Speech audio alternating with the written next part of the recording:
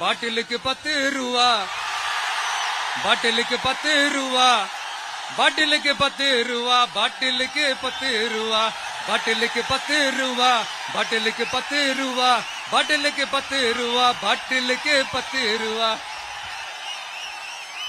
இப்ப ரீசெண்டா கரூர்ல ஒரு விழா ஒண்ணு நடத்தினாங்களே, அது என்னப்பா 30 பேர் விழாவா? 30 விழா, சாரிப்பா கன்ஃபியூஸ் ஆயிட்டேன். அந்த விழாவில் மாண்புமிகு சிஎம் அவர்கள் இந்த மாஜி மந்திரியை பத்தி உச்சி மேல தூக்கி வச்சு மெச்சினதெல்லாம் நம்ம காதால கேட்டோம் இல்லையா? இதே சிஎம் அவர்கள் இதே கரூருக்கு வந்தப்போ, எதிர்கட்சியா இருந்தப்போ, அந்த மாஜி மந்திரியை பத்தி என்னெல்லாம் சொன்னாரு, என்னெல்லாம் கேட்டாரு. ஐயா ஃபேக்ட் செக் நண்பர்களே, இதெல்லாம் நீங்க பெருசா ரிசர்ச் பண்ணணும்னு அவசியமே இல்ல. யூடியூப் ஓபன் பண்ணி பாருங்க, தெரிச்சிருவீங்க, மிரண்டுருவீங்க.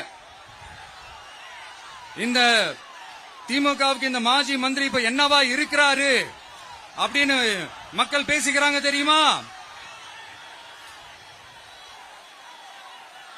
இந்த திமுக குடும்பத்துக்கு ஊழல் பண்ற பணத்தை எல்லாம் 24x7 டெலிவரி பண்ற ஒரு ஏடிஎம் மெஷினா இருக்கிறாரா அப்படின்னு நான் சொல்லுங்க, ஊருக்குள்ள பேசிக்கிறாங்க.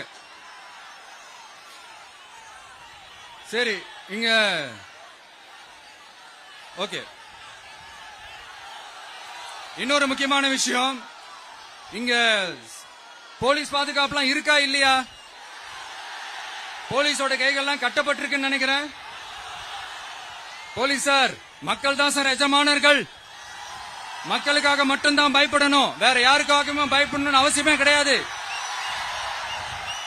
இன்னும் 6 மாசம் தான்.